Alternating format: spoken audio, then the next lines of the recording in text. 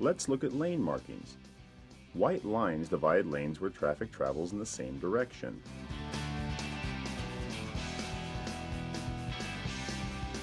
Yellow lines mean traffic travels in opposite directions. The type of yellow line tells you what you can or cannot do. One broken line means cars can pass in either direction.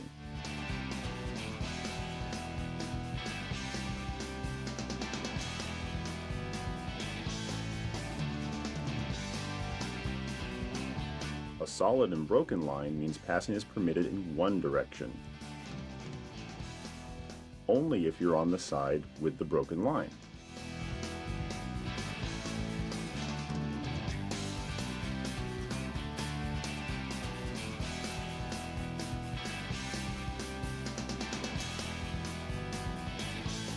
A solid double line means no passing in either direction.